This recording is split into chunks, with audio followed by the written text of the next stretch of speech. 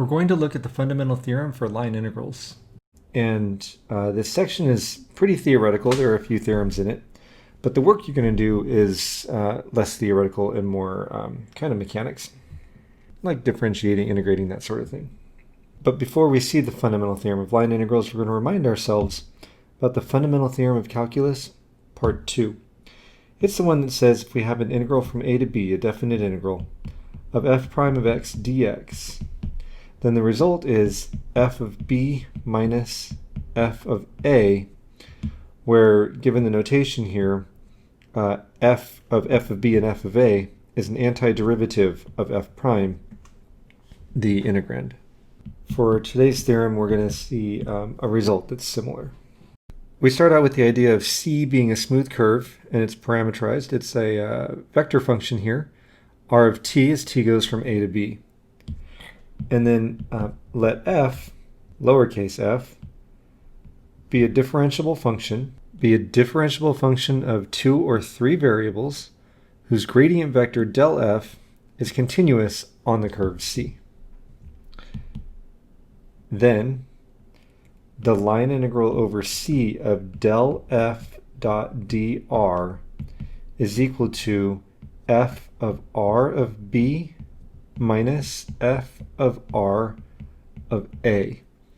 Notice the similarity between these two statements. On the left-hand side, we have a derivative for the fundamental theorem of calculus, and we have a gradient, which is a vector that has components that are partial derivatives. And on the right-hand side of the fundamental theorem of calculus statement, we have the antiderivative of f. And on the right-hand side of the fundamental theorem of line integral statement, we have the function of which del f is the gradient. So a derivative on the left, an antiderivative on the right, but the computation is done by evaluating just at the endpoints of the interval.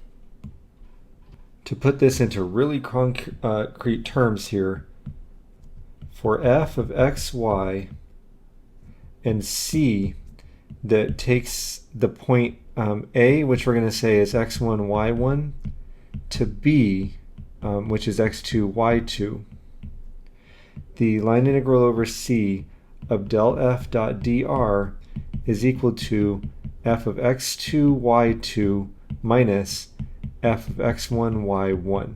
So this tells us how we would actually compute the line integral.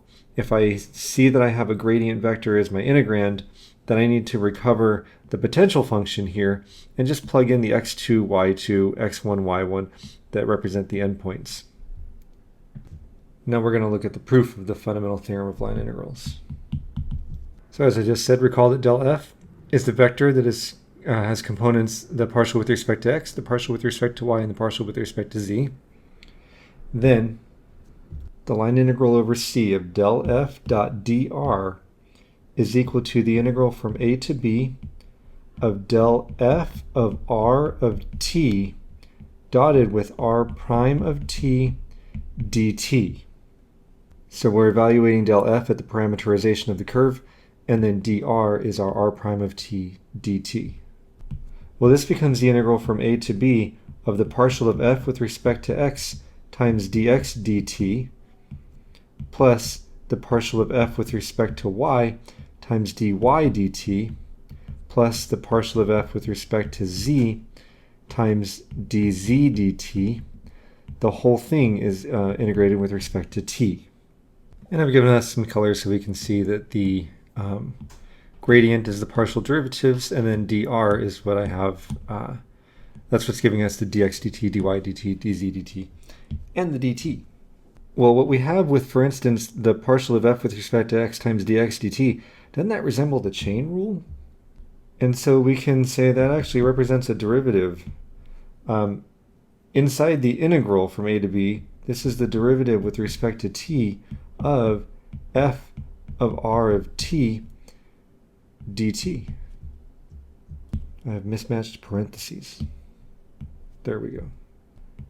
So now, by the fundamental theorem of calculus part 2, we can say that this is f of r of b minus f of r of a as expected.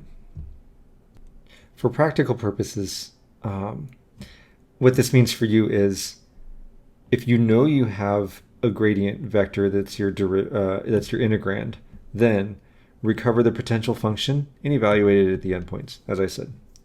Some of the work here is going to be, well, how do I recover the potential function? But then there's also more theory to come.